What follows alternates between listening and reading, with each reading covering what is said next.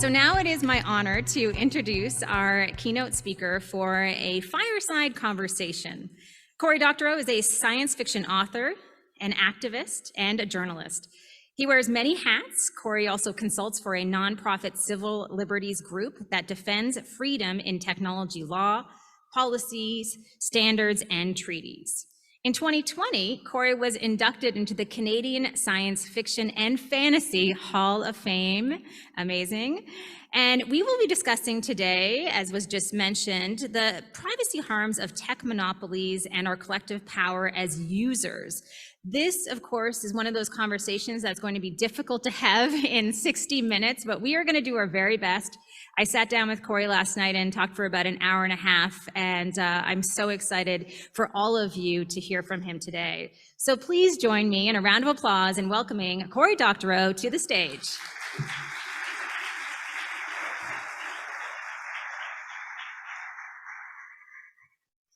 Welcome. Thank you very much.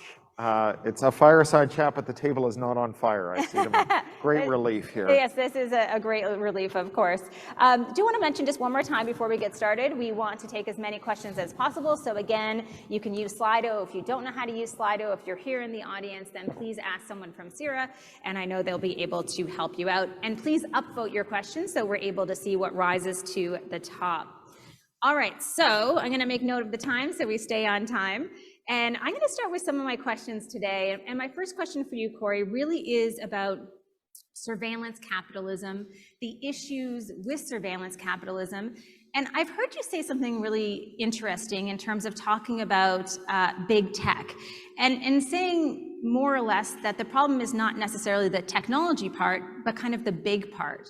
Can you talk about that in the context of surveillance capitalism? Sure. I think that when we criticize technology, it's natural to want to focus in on what the technology does, but it's a lot more important to focus on who the technology does it for and who it does it to.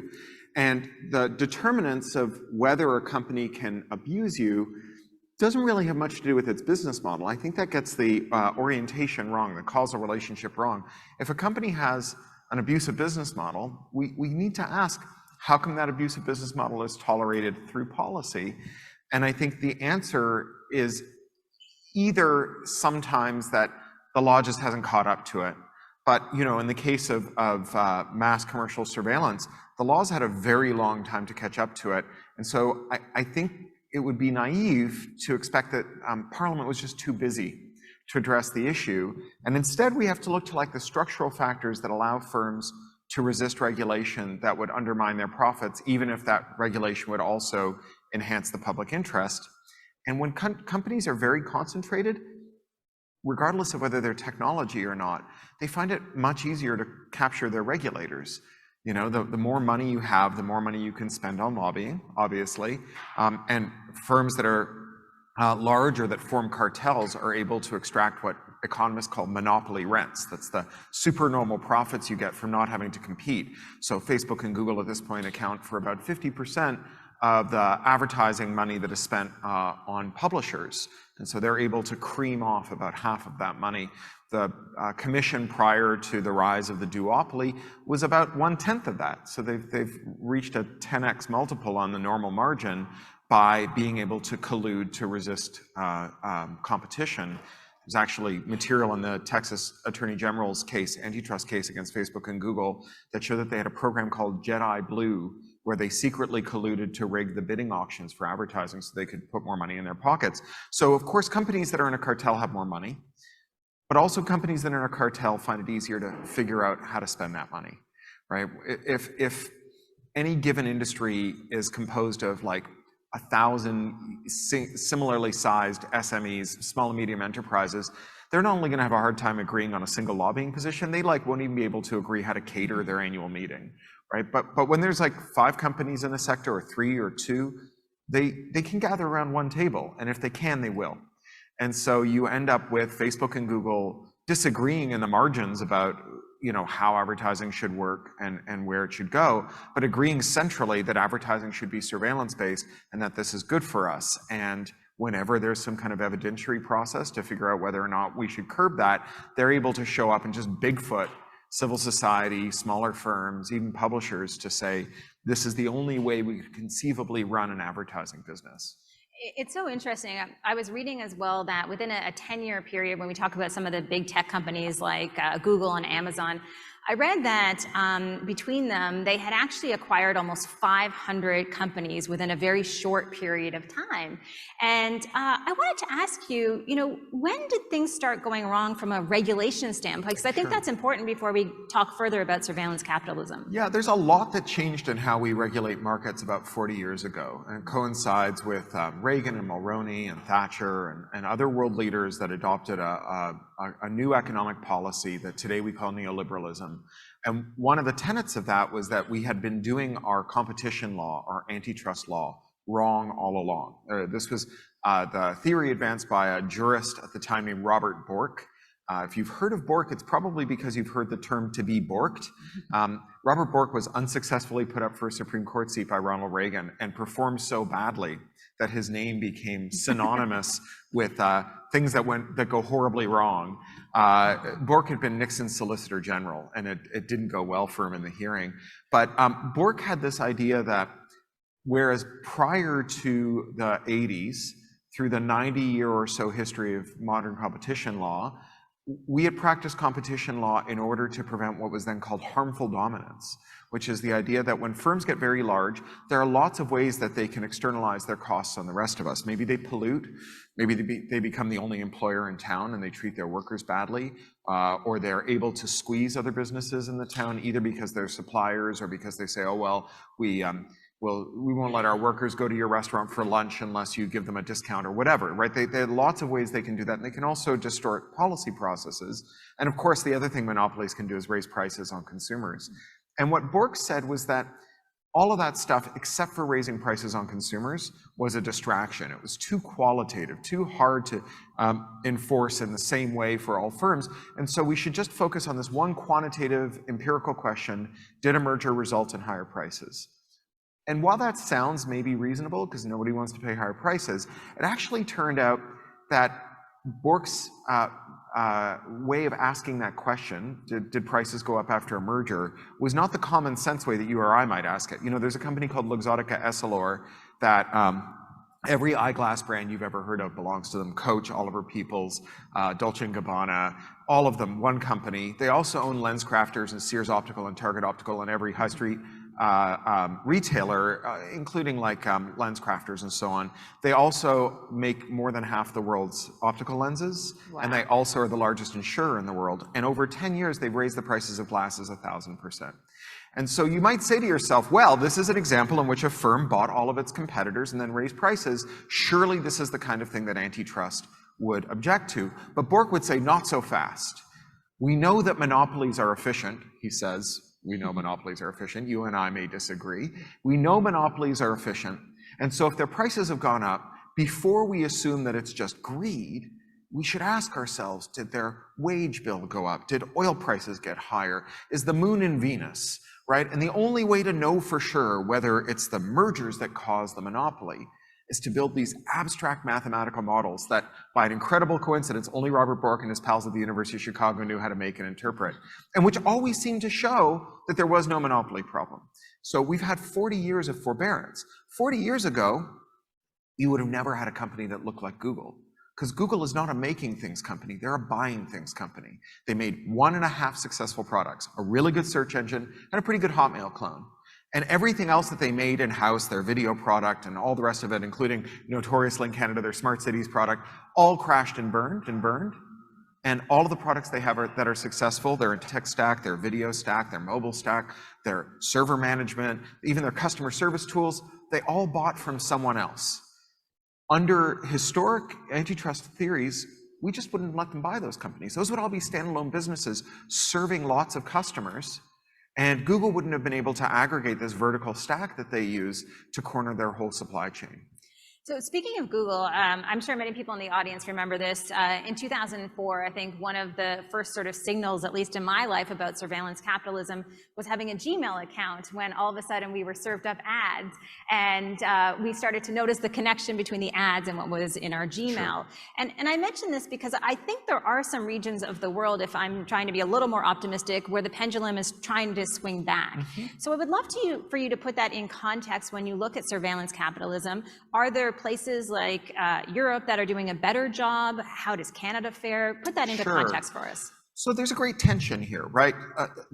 On the one hand, we want to make these companies better, but there's a limit to how good they can get, right? The problem with Facebook isn't merely that Mark Zuckerberg is uniquely badly suited to being the social media czar of 3 billion people's lives, unelected and unaccountable. It's that job shouldn't exist, right? And the quest for the perfect Zuck is always going to reach a limit in terms of how good we're going to be able to make Facebook. One of the things we need to do with these large firms is make them less important to people's lives.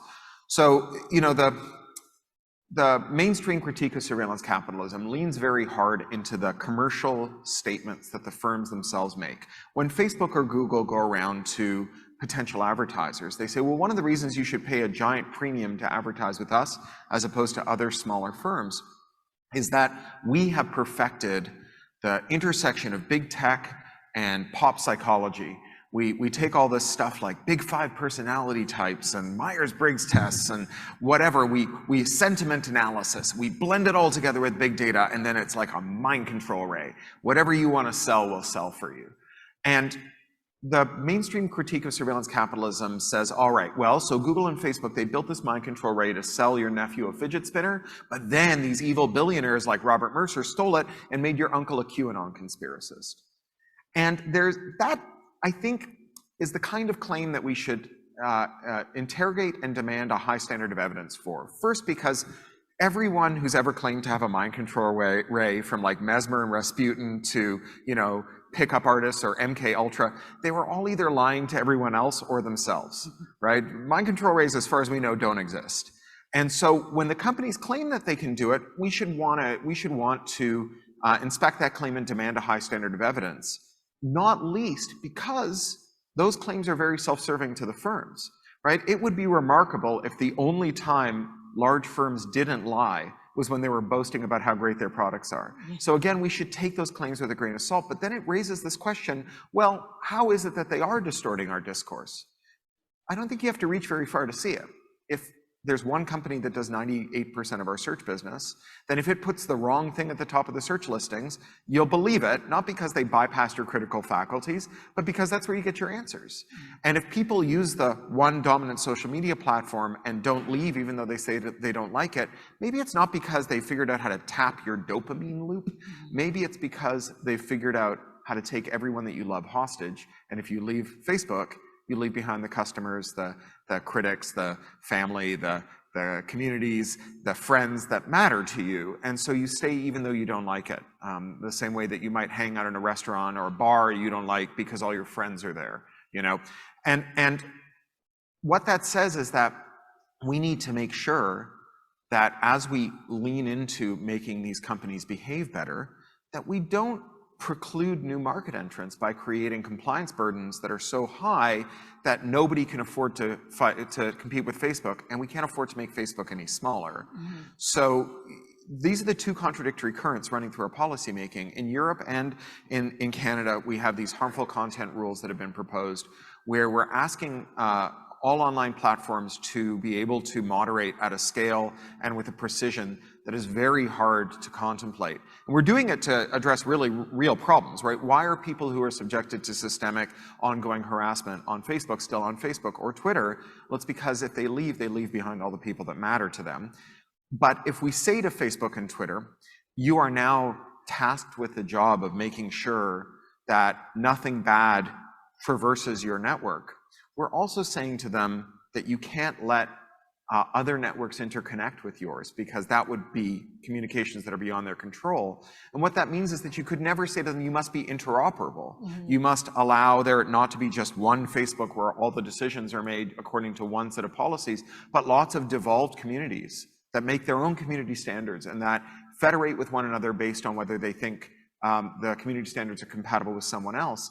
And so you have to make sure that if you're on the one hand contemplating things like the Digital Markets Act in Europe or the Access Act in the United States that say you must interoperate with smaller platforms and everyone has to agree to a set of rules like privacy protections and so on, that you're not also saying, and everything that's on your platform must be surveilled and controlled, because they're going to quite rightly show up and say, we can't do both. Right? If you're going to allow information flows that are not under our direct control, we're not going to be able to control those information controls. And they're going to say, what you really need is not less dictatorship, but a more benevolent one. And there's just a hard limit on how benevolent the benevolent dictatorship will be. So let's back up for a second there. When you're talking about this, I think about the lack of competition with social media, for example. You know, I was reading this stat is a couple years old, but Facebook controls more than 70% of social networking in the world. And when you talk about the fact that if we impose regulations to the point where we're asking these companies to, like you say, monitor everything that happens, moderate everything that happens, it would be virtually impossible for newcomers to the market to enter because they just wouldn't have the bandwidth to do the same thing. So it's not just an issue with surveillance, it's also anti-competitive. Yeah, I mean, there's a reason that Facebook wants to repeal the intermediary liability rule in the United States, CDA 230. It's funny because the White House has just proposed doing this, and they're pitching themselves as the great adversaries of big tech. And there are many things in the White House proposals on big tech that I think are great. But to say we're going to fight big tech by giving Mark Zuckerberg what he's demanding is a very odd posture. And to say that, oh, well, this is a progressive vision is also an odd posture when the other person who says we need to increase intermediary liability and who says it publicly and frequently is Donald Trump. You know, Joe Biden is not pitching himself as a standard bearer for a different vision to his political opponents or to big tech when he embraces the idea of making intermediaries like Facebook liable for what their users do. Facebook, you know, they'll tell you, Twitter's got 100 million users, we got 3 billion users. We spend more on moderation every year than Twitter earns, right? Just our wage bill for our moderation. We alone could approximate a rule that says you have to spy on everything your users do and stop the bad stuff.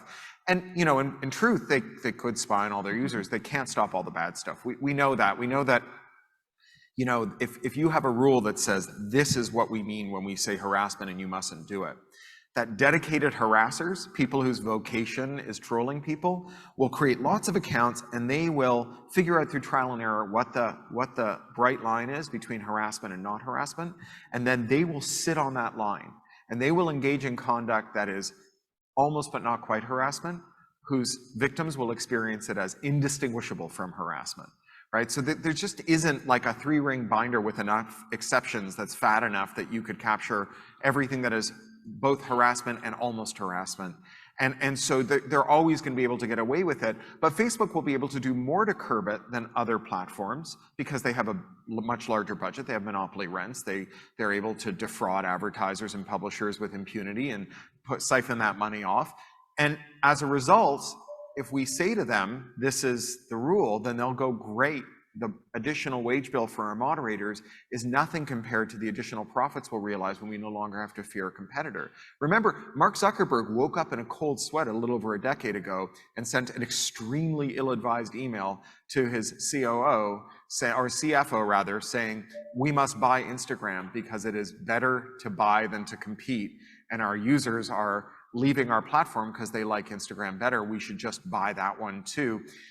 Clearly someone from his legal office called him because an hour later he sent an email to that same CFO saying, you know, for avoidance of doubt, I absolutely didn't mean that it's better to buy than to compete. We're really into competing. We have the best product. I think that second email just, it's a pretty obvious and unconvincing comb over to this very big bald spot in Mark Zuckerberg's howling void of a conscience. So, you know, I think that the first preference of a monopolist is always going to be not to be regulated, but the close second is always going to be regulated in a way that only a monopolist can comply with, which isn't to say we should never regulate them.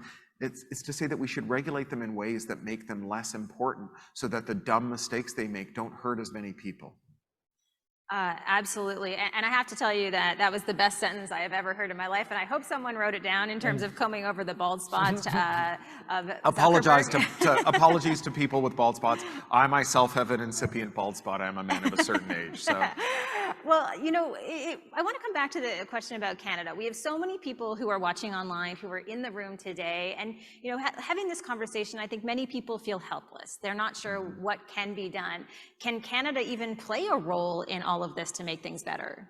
Yeah, I mean, I think we can. I think if we certainly have the potential for a tech sector. We've seen that before. We have had our Made in Canada successes. There's lots of technologists like me who grew up in Canada and who think of Canada as their home and who are in a position to start new firms or even new non-commercial ventures, cooperatives and user-owned platforms, worker-owned platforms, and so on that might provide social media. And Canada, of course, has an incredibly distinctive series of cultural milieu that don't lend themselves well to moderation from afar. We have, this question of whether or not a legislature in Ontario can understand the cultural life in Quebec or Nunavut or Newfoundland. What hope does a company in Cupertino or Menlo Park have of understanding those local norms, even if they hire a few people in Canada as part of their goodwill efforts? When we see actually who they hire, mostly it's an ad sales staff with a few policy people around the periphery to make everyone feel warm and fuzzy about them. And so I think that if interoperability were allowed, we could see the potential for Canadian firms offering Canadian solutions to Canadian social media problems. And the thing about interoperability is that it's really latent in computers themselves. We have market concentration in lots of sectors, but we don't have this easy remedy that tech gives us in the form of interoperability. If you own a bunch of KitchenAid attachments for your KitchenAid mixer and you want to switch to a Miele, you've got this kind of network effect lock-in where all of those mixer attachments you bought made your mixer more valuable, and so you're likely to buy the same mixer again. Now, maybe if you have a machine shop, you could go in and make a little collar that fits between your mixer and the attachment so that you could shop around for one. But what you couldn't do is turn that little machined collar into a software object that you put on GitHub that anyone in the world could download so that if they were locked into KitchenAid, they could also escape to Miele. Unlike digital technology, where latent in all of our digital computers is this property of universality. They are Turing complete von Neumann machines. The only computer we know how to make is the computer that can run every program we know how to write. And so that means that if we legalize the practice of making interoperable products, or mandate that firms must allow interoperable products, or some combination thereof, then it will always be possible to make a product that connects to an existing one. And although firms might fight it if you interoperate without their permission, they will be mired in a kind of guerrilla warfare that's always going to be hard for them to win. There's an attacker's advantage in security. Those of you who work in InfoSec know this, that the red team has this advantage because for the red team to win, you need to identify one defect in the defender's strategy. For the defender to win, they need to make no mistakes. And so the red team has this advantage. They're always going to be able to find cracks in the armor. And although it may be unreliable, although it may be shaky, the large firms really wouldn't like a regime in which lawful interoperators were allowed to reverse engineer or use bots or scraping to interconnect with them. They would fear that because it presents an unquantifiable risk to their bottom line. Companies really don't like not knowing how they're going to perform over a quarter because their shareholders don't like it. You may remember at the start of this year, Facebook gave the surprising news to its shareholders that for the first time, its US user numbers had declined rather than growing over that quarter, and it was more of a decline than they expected. And then they lost $280 billion off their market cap, the single largest haircut any company has ever taken in world history. And the people who suffered the most from that as a fraction of their wealth were Facebook executives, who after all had the least diversified portfolios. They're just stuffed full of Facebook shares. And so those individuals who would be making the decision, well, should we fight off these interoperators or find a way to make peace with them? Those are the people who have the most to lose from guerrilla warfare gone bad. And so maybe we'd actually get them to come to the table and sit down and do it. So Canada could make a lot of progress that maybe Canada would have a hard time forcing Facebook to allow interoperability. But Canada could certainly revise its anti-circumvention law that prohibits bypassing the DRM on the Facebook app, a law that we never should have passed. We passed it 14 years after the US passed it. We had a wealth of evidence to show that it was a terrible idea, that it had all kinds of fallout. We could modify that law. We could create a defense under that law that says circumvention for the purposes of creating interoperability is lawful. And that would enable investors in Canada, or indeed investors abroad, to invest in Canadian firms to provide this service, because those firms uniquely, among all the firms in the world who've all passed their own versions of these anti-circumvention laws, those firms uniquely would have the lawful right to bypass the DRM in Facebook's apps. And so that would give Canadian firms a unique global advantage. I think Canada has a huge role to play here. I think we need you to come back to Canada. That's what I'm thinking right now. Right. No pressure, no pressure. If it just keeps getting warmer and warmer, you might see me, unfortunately. I do want to take the next few minutes. We have about 6 minutes left before we get into audience Q&A to talk about your new book, and this is, of course, connected to the entire conversation today. It's called Choke Point Capitalism. I wanted to just get kind of a rundown of that book, Sure. Why you wanted to write it. I know you write a lot of books. I do. So why this one? Why this topic? Yeah, I write when I'm anxious, which is why I have 8 books in production right now. Excuse me. So Choke Point Capitalism is a book I wrote with my colleague Rebecca Giblin, who's an Australian copyright expert. And we observed that for 40 years, we have expanded the scope and duration of copyright. We've made it easier to enforce with lower evidentiary standards and higher statutory penalties. And yet, the share of revenue from creative labor going to creative workers has declined, even as the sector itself has grown. And this is true irrespective of whether the firm that is splitting out with creators is a tech firm or an entertainment firm. And the narrative that we've had for most of the last 20 years has been, as a creator, you need to either be team tech or team content. You root for one of these giants as they wrestle with one another. And if you pick the right one, if they emerge victorious, as they gorge themselves on the fruits of your labor, they will dribble a few more crumbs down onto the ground where you can scoop them up. This is a bankrupt idea. The problem is that if we give creators alienable rights that can be taken away from them, and if the sector that they are participating in has a monopoly, right? So if there are 3 record labels, as there are, 4 publishers, as there are, 4 movie studios, as there are, that as a condition of entering through that choke point, as a condition of reaching your audience, whoever it is that controls the choke point will just say, whatever copyright Parliament or Congress has given you, you must sign over to us. And then this becomes a weapon that they can use to beat up other parts of their supply chain, and also to fence out new market entrants. And so it's not enough to just give people more copyright. It's like if your bullied kid got stopped at the school gates every morning and had all their lunch money taken off of them. Giving them more lunch money isn't going to get them fed, right? And even if the bullies go and mount campaigns to say, the kids of Canada need more lunch money, they're all starving, it doesn't matter. Those kids are not going to get to the cafeteria because they have to pass through the choke point, and at the choke point, whatever you've given them gets taken off of them. So how do you clear the choke point? We devote the first half of the book to describing how the choke points work. We go through ad tech, streaming, publishing, and DRM, audiobooks, all these different markets for creative labor. We show how there's massive expropriation.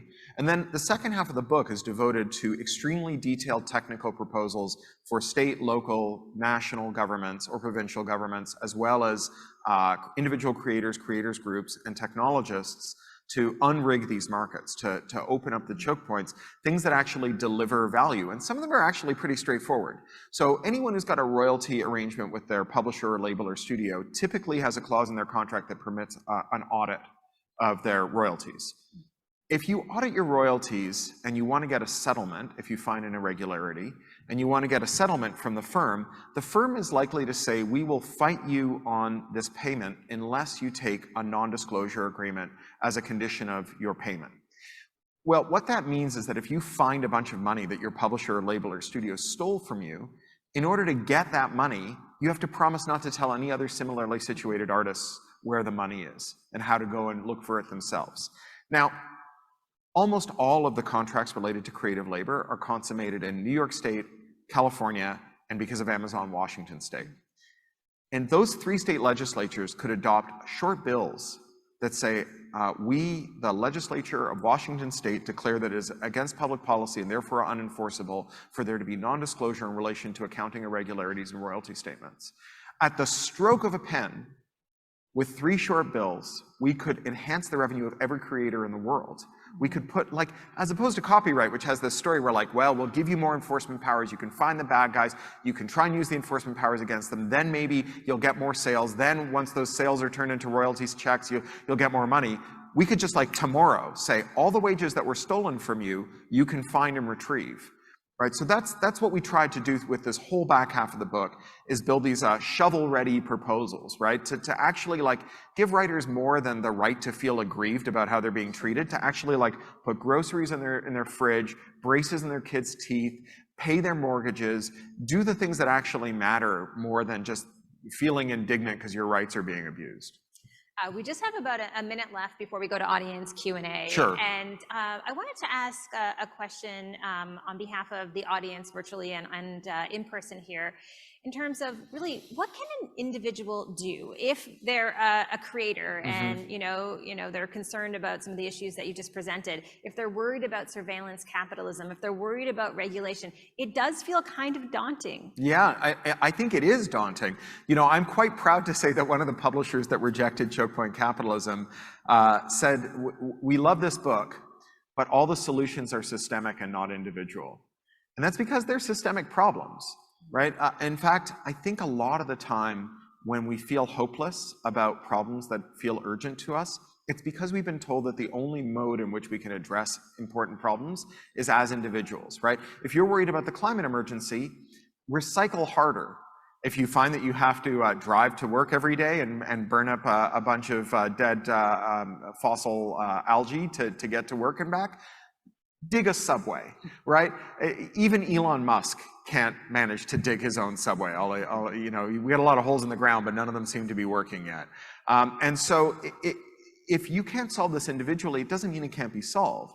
We have solved some pretty big, gnarly problems as a collective. And I was just listening to an interview with Bill McKibben this morning, who's the founder of 350.org and great environmental thinker. And he said, if you want to do something as an individual, start thinking as part of a group.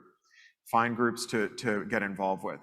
There is the potential for group action here. There is more group sensibility than ever before. And in the case of monopoly, we're really at a turning point. We've seen a real change in the way that we view monopoly all over the world. So in the United States, in 2017, there was a law student, or maybe 2018, a law student named Lena Kahn, who was in her 3rd year at Yale, when she published a paper called Amazon's Antitrust Theory, or rather Amazon's Antitrust Paradox. And it really shook the antitrust world because it refuted Robert Bork. It was such a shakeup that today this young woman who's just out of law school is the chair of the FTC, the Federal Trade Commission. She's the chief antitrust enforcer in the US. And she's joined by formidable allies at the Department of Justice in the form of Robert Cantor. And in the White House, with the Toronto born and bred Tim Wu, the man who gave us the term net neutrality, who took leave from the Columbia University where he teaches and went to the White House to be their tech antitrust czar. They together are linking not just the tech industry's problems with monopoly, but all of the problems that we have with monopoly, right? That they have recognized that we have monopoly problems up and down the stack, from hospital beds to professional wrestling. You know, there used to be 30 professional wrestling leagues, right? Now there's one. All of the workers for that professional wrestling league and there's one because they bought all their competitors. All the workers at that professional wrestling league have been reclassified as contractors. They've lost their health insurance. And that's why the wrestlers you grew up watching on TV are now begging on GoFundMe for pennies so they can die with dignity from their workplace-related injuries in their 50s. And so this is like a moment where there is a natural alliance emerging between people who are angry because there's only 2 brewers left, and people who are angry because there's only one eyeglass company, and people who are angry about professional wrestling, people who are angry that there's 4 shipping cartels who kept making their ships bigger and bigger, and who kept getting told, you know, I realize there's some economies of scale to these big ships, but eventually one of them's going to get stuck in the Suez Canal. And they said, what do you know about shipping, right? Everyone who's angry about monopoly has common cause with one another. And my old friend James Boyle, who's a copyright scholar, teaches at Duke University and runs the Center for the Public Domain there with Jennifer Jenkins. He says that before the term ecology was coined, we had 1,000 issues, but no movement. You know, if you cared about owls and I cared about the ozone layer, it's not immediately apparent that we care about the same thing, because you're into, you know, charismatic nocturnal avians and I'm into the gaseous composition of the upper atmosphere. How are we on the same fight? But the term ecology turned 1,000 issues into one movement, and it made them a force to be reckoned with. And today there are 1,000 different people who are fighting monopoly in some way, in 1,000 ways, in 1,000 sectors. They're workers, they're customers, they're people who live downstream of their pollution, and all of those people are natural allies, even if they don't know it yet. And so if you want to do something as an individual, go and explain to someone who's angry about something different from you about why you're both fighting the same fight. And then you're not an individual, you're a group of two. Keep doing it until you're a force. Excellent advice. We do have to switch to questions right now. So I see quite a few that have come in already. I'm going to just start at the top because everything is upvoted. And again, if you want to ask a question, please use Slido. I'm going to start with this question from Mike. I am unable to find an internet provider that does not include in its terms and conditions my approval for the provider to share my personal information held by them to third parties. Is this a commercial issue or a governance issue? I think it's a regulatory issue. I think that the fiction of consent here is one that's easily disproved. It's not consent if you need the internet and you have a monopoly provider or a duopoly, and they've converged on a set of terms that no reasonable person would ever agree to, and you have to agree to them in order to reach the rest of the world. You know, if the terms of service say, but like by being foolish enough to get your internet from me, you agree that I'm allowed to come over to your house and punch your grandmother and, you know, wear your underwear and make long distance calls and eat all the food in the fridge. It doesn't mean that you agree when you click it. It just means that you clicked it because you needed the internet, because the internet is not like a glorified video on demand service. The internet is the single wire that delivers free speech and free assembly and access to politics and health and education and family and everything else that we value about life in the 21st century. And so, you know, on the one hand, yeah, it would be great if we didn't have duopolies or monopolies in our telecoms, but we should also have limits on what is conscionable in a non-negotiated contract. You know, the idea that you can just say, well, you agreed because you click agree, when you didn't get a chance to push back or line it out, it does great violence to the idea of a contract per se, right? That you and I can make an agreement about what we both consider a reasonable compromise. If you can cram it down my throat, it's not really an agreement. We all understand that, and we know it, right? We know it because there's a monopoly called Apple that nevertheless, like all large companies, sometimes does something great. And one of the things that Apple did was they made it so that you had to opt into being surveilled instead of opting out, and that you could just tick a box that said, never even ask me, because there's no circumstance under which I want my private data shared. And 96% of people tick that box, and I have a very sneaking suspicion that the other 4% got confused and clicked the wrong box. Because I don't think there's anyone who woke up this morning and said, I wish Ted Rogers knew more about my intimate life, right? And so if they really believed that there was consent, they'd let you opt out. If they, you know, they'll tell you, oh, well, people like this because it gives them better ads and they're more relevant. I don't think anyone wants better ads that are more relevant. I think, you know, if that was true, then ad blockers wouldn't be the widest adopted technology in the world, right? The largest consumer boycott in world history. So, you know, the fact that if you give people a choice, they say no, tells you why they're not giving you a choice and tells you everything you need to know about whether there's consent. And if there is an activity being undertaken in the commercial sector that creates real and appreciable harms to the public, and that activity goes on despite the public's objections to it, then that is the place where Parliament should step in and say, I'm sorry, you can't do this anymore. And you know, it's the same argument a bit as net neutrality. The rights of way that telecoms operators rely on and the spectrum that they rely on belong to the public. You know, there is no free market telecoms network, right? If you were to go into Toronto or Ottawa or even, you know, a small town and say, we're going to dig up every road and we're going to penetrate every basement, we're going to do that by like buying these rights of way at the clearing market cost, you would spend trillions of dollars and still not be able to build your network out. You can only build it with regulatory permission. And so if these firms do come to the point where they say, well, you know, we don't want to give you freedom from surveillance. This is our network. We get to operate it the way we want. Then we say, fine, you operate your network, but not in our dirt. You got 60 days to get your copper out of the dirt, or we'll buy it out for you at the clearing cost. We're having a commodities bull run right now. That copper's worth a lot of money, less so for their fiber, but you know, we'll give them whatever we think it's worth, and then we'll find someone to operate that network in a way that comports with what the public wants its public resources used for. So perhaps we are, you know, we have more power than we think. Well, we have as much power as we can make our parliament act like we have. They are a sovereign parliament and a sovereign nation. Yeah. Well said. All right, so next up we have Noah, who says, there seem to be so many verifiable cases of anti-competitive practices in the digital sphere. Why do you think governments seem so hesitant to enforce existing laws or create new regulations to curb this behavior? This is definitely on topic. Yeah, well, I mean, this is the thing about concentrated firms, is they lobby well. This is why, prior to the theory of Borkism, we were willing to err on the side of caution when it came to preventing monopoly formation, because we understood that once monopolies were formed, they could mobilize their monopoly profits to defend the monopoly, and it became very expensive. I mean, IBM went through an antitrust investigation with an eye to breaking it up from 1970 to 1982, 12 years. They called it Antitrust's Vietnam. And every year for 12 years, IBM outspent the entire Department of Justice antitrust legal bill on their one case. And you know, that made them effectively like too big to jail, right? They just had too much money to break them up. You know, being dragged through antitrust hell did moderate their behavior. It's the reason they didn't make their own operating system for the IBM PC, instead hired this kid named Bill Gates to sell them a product called MS-DOS. But even so, we could not do to them what, you know, we were able to do to other firms that got too big in times gone by. It's going to be a long, hard project to do something about monopoly. I actually have a weird crank idea about how to get rid of our contemporary monopolies. So let's hear it. There's proposals all over the world to impose more merger scrutiny and prevent monopoly formation, right? Just don't let companies buy their rivals anymore. I think that's good.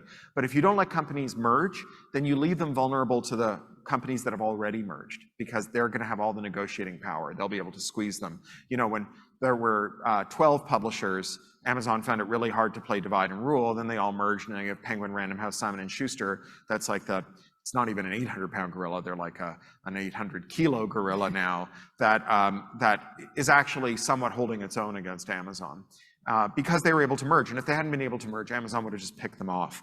And so you have this problem that you can stop monopoly formation, but unwinding existing monopolies is such a long-run project. It took 69 years to break up AT&T.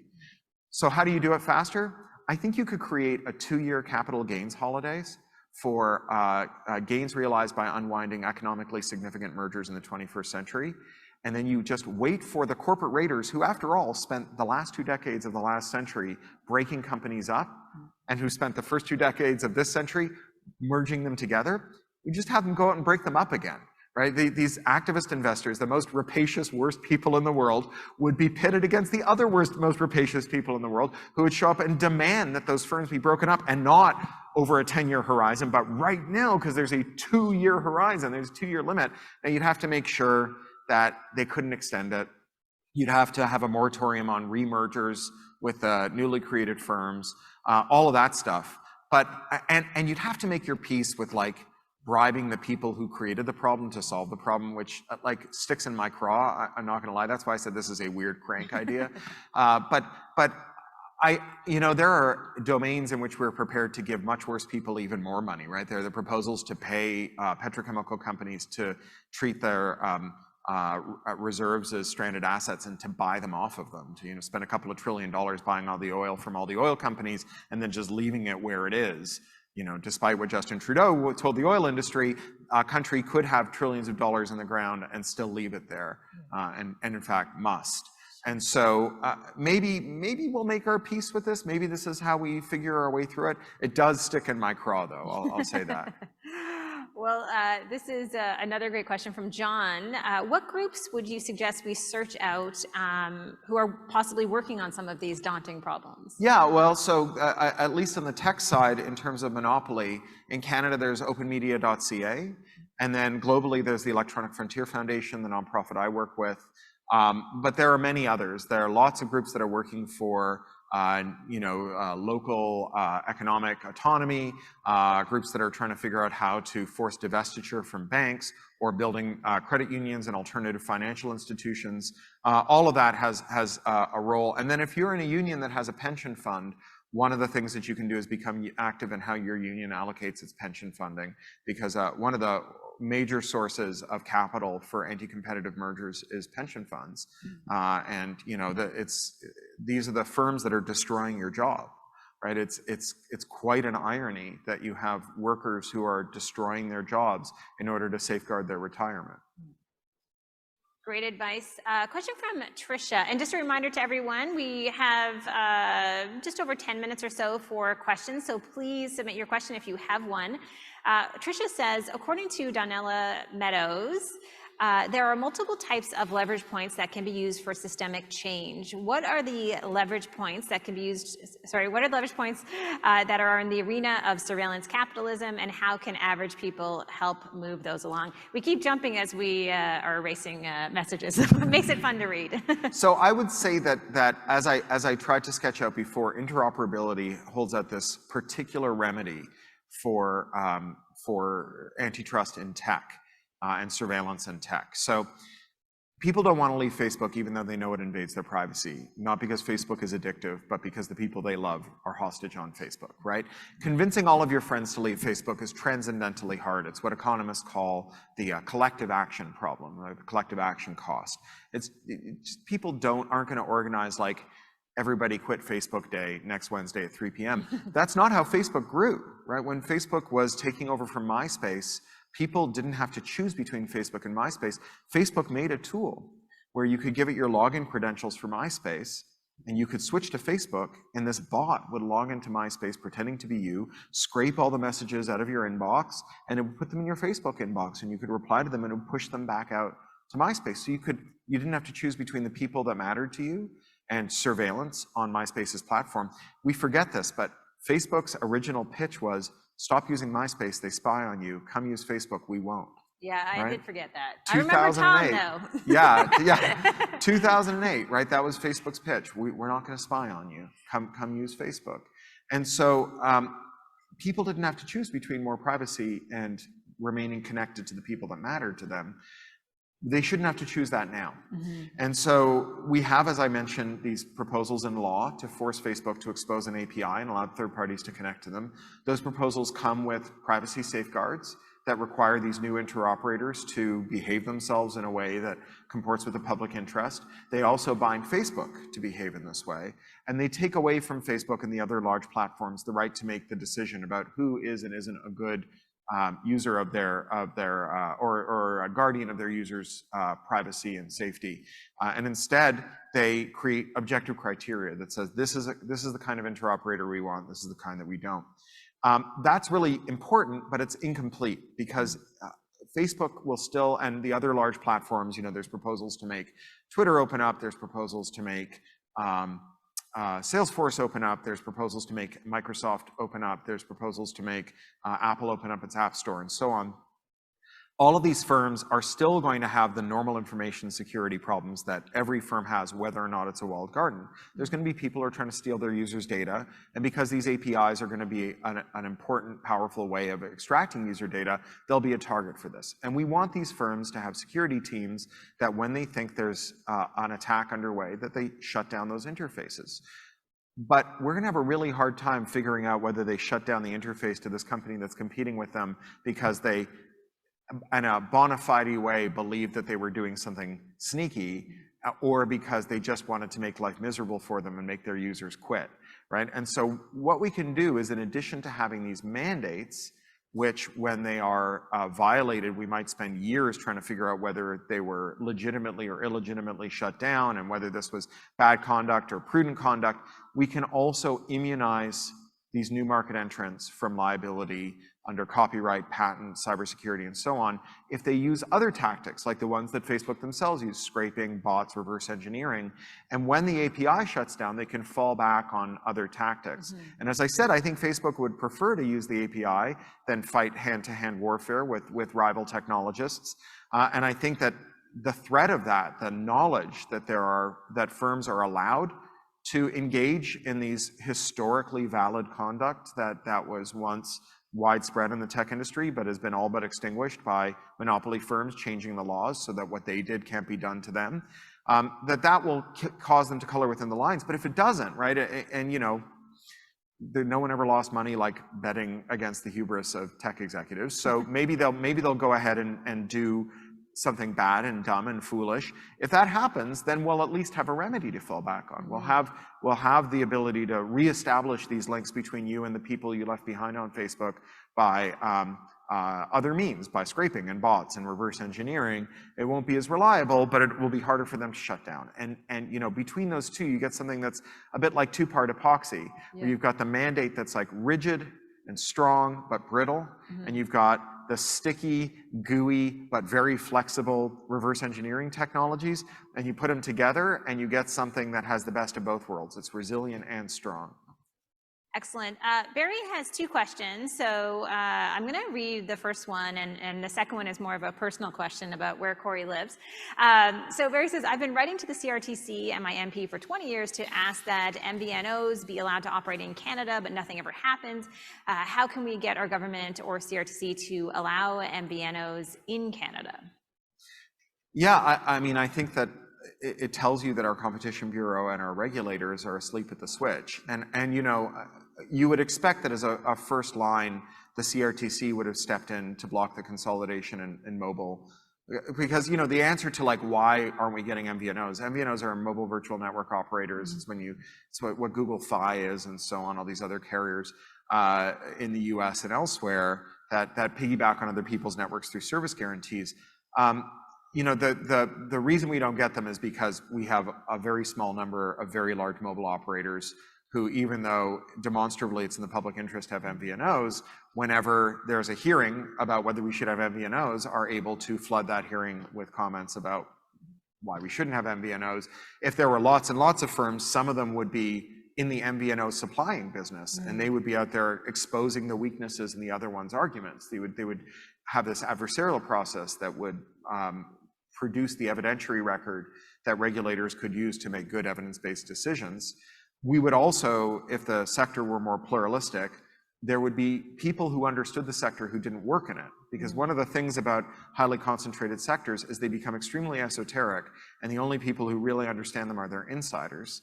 And so you have this revolving door where the regulator is drawn from industry and then goes back to industry, and they're regulating their former colleagues. And that's true whether they're good regulators or bad regulators. You know, Obama's good FTC chair or FCC chair, Tom Wheeler, who gave us the network neutrality mandate, was an ex-cable lobbyist. And Trump's bad FCC chair, Ajit Pai, was an ex-Verizon lawyer, and he took it away, right? You know, we need to have referees who don't play on one of the teams, and it's very hard to get those if everyone who understands the game is on one of the two teams in the sport, right? So that's the other thing that we would get from it. So you would hope that the CRTC would have done the first intercession to say it's not in the interest of Canadians to have our airwaves monopolized by a couple of carriers. But you'd also hope that the Competition Bureau would intercede, right, and say, you know, we won't allow these mergers to take place, right? Even if our friends over there at the CRTC are sanguine about it, we as economists are less sanguine about it because we understand the monopoly is not in the public interest. And together they've failed. And so the question isn't like, how do you convince these regulators who have failed over and over again to do better? It's how do you replace these regulators? We need to make these, and that's the way that we do that is by making monopoly itself an issue, not monopoly in telecoms, which will never matter to enough people to matter, but monopoly itself, right? When we have an ecology movement for monopoly, when the people who care about wrestling and the people who care about beer join arms with the people who care about fiber optics and march together on Parliament Hill demanding an end to monopoly, that's when we'll get regulators who actually give a damn about this stuff. I would like to see that. And, Yeah. and a tent. Beer, wrestling, and fiber optic for the win. Can't go wrong. So there's a question that just got upvoted from Jacob. If social media giants can gain favor with political parties in power by setting the narrative, what chance do we have in the fight against these social media monopolies, given the lack of interest in creating non-colluding competitors? Yeah, this is a tough like game of inches here, and this is why, not to repeat myself, but I'm going to repeat myself, why we need cross-sectoral alliances, why it's not enough to just be the better social media movement, because the better social media movement can't matter. But the better social media movement and better eyeglasses and better shipping and better beer and better professional wrestling, better cheerleading uniforms, better equestrian events, better football and hockey league, better rail, better aviation, a better finance movement, which is the movement against monopolies, that can actually become a political force. You're not going to get regulators or lawmakers in sufficient numbers to really, really lean into it. You might get a bill passed here or there, but you're not going to get the sustained attention until it's part of a wider movement, until the lawmaker can go to their constituents and say, it's not merely that I fought Facebook, it is that I fought monopoly, right? And you may not care about Facebook, but you really care about the fact that there's one national bookseller left, and there's one national distributor left for books, or there's only one newspaper in your town, or there's no newspapers in your town. I fought the monopoly on your behalf. The tentacle of the monopolist that I wrestled with was the social media tentacle, but I'm wrestling with the same social problem. And every advance that we make in each of these domains is an advance that we make in all of them. So just a super quick follow-up from me on that. If we can daydream for just a minute, when we talk about fighting monopoly, what could Canada look like? Well, I think it could look a lot more like it did during what the French call les 30 glorieuses, the 30 glorious years, where we had a balance between industry and government in the years between the post-war years and the oil shocks of the late 70s, and where you saw unparalleled growth and shared prosperity, where, you know, people like my dad, who came as a refugee to this country and was, you know, the child of a child soldier who was functionally illiterate, was able to get a PhD and work a good union job as a school teacher, and put me through school and retire to a good dignified retirement. I think that's what we could get. Can we answer that bottom one there from Singer? Oh yeah, let's do it. Probably might be one of our last, because we're running short on time. If Sure. we restrict monopolies in large companies, Google, Amazon, et cetera, how do you propose they compete against other companies from countries with government-supported monopolies? And a few examples, Alibaba, JD, in global markets. So this is an interesting question because it's come up before. When AT&T was under regulatory pressure to be broken up, which, as I said before, is a 69-year process. The final tranche of it was 7 years, but it started in the teens and it went to 1982. Every time it looked like they were going to get broken up, they made a national interest argument. They said, we are America's national champion, and we help America project soft power around the world. And without us, America will suffer, and so you have to keep us intact. Often, that was mixed with a healthy dose of anti-Asian racism. So during the Korean War, AT&T was almost broken up, but they said, how can we win the Korean War without AT&T? It turned out they lost the Korean War anyway, but AT&T won their antitrust battle. And when they were in the final leg of this, leading up to the breakup in 1982, there was this story that America needed AT&T to defend it because across the Pacific Ocean, there was an Asian land, a military belligerent that had actually been at war with America, filled with copycat engineers who stole American inventions and who were bent on nothing less than replacing America as the global hegemon of innovation. And without AT&T, we cannot possibly defend ourselves against it.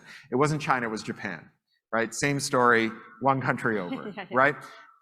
It turned out that breaking up AT&T did not help Japan win the tech race. It turned out that AT&T's major project in 1982 was suppressing modems. because they understood that if their customers had modems, that there could be service provision at the edge of the networks that they couldn't collect money for. Right? Do you remember like caller ID? Do you remember when caller ID was a line item on your bill that cost like $2.89 a month? Right? Imagine if AT&T or Bell Canada ran email that way.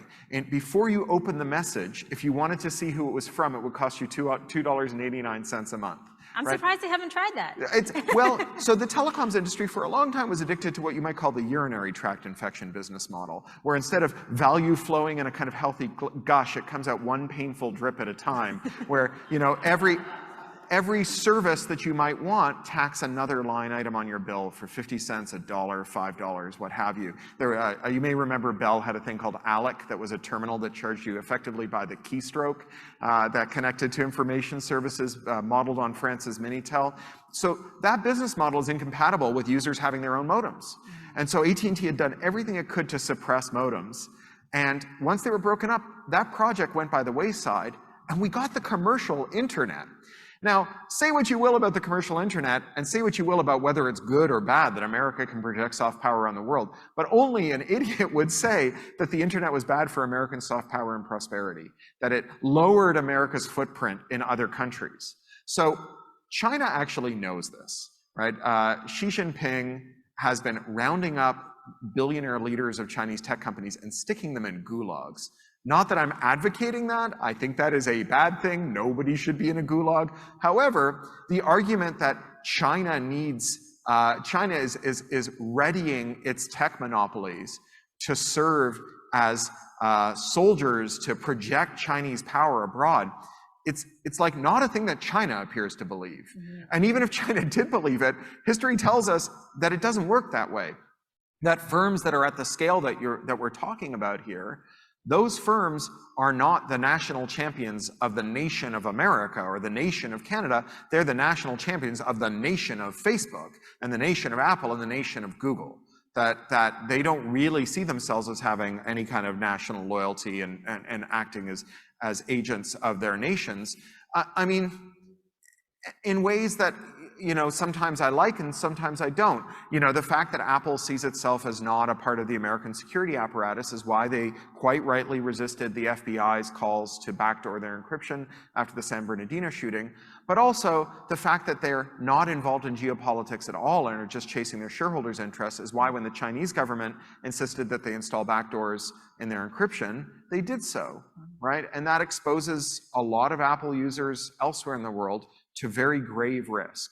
And so the idea that Apple is not as much a part of the Chinese state apparatus as it is part of the American state apparatus is belied by Apple's own conduct.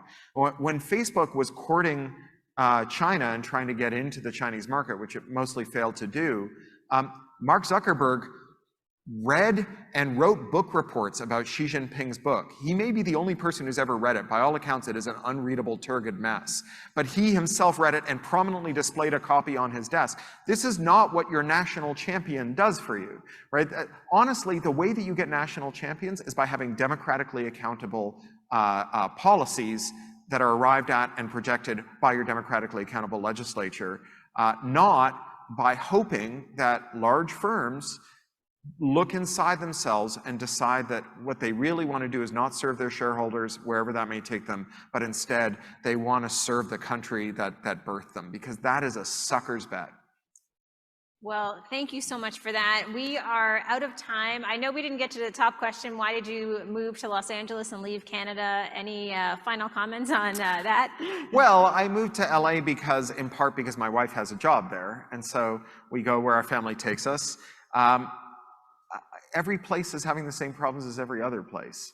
You know, LA is on fire and so is British Columbia. Rising authoritarianism is happening in America. It's happening here too. Racial politics are a mess. They're a mess everywhere. I live where my family needed to be. Excellent. Well, Cory, thank you so much for today and for this conversation. A big round of applause. Thank you. Thank you. Thank you.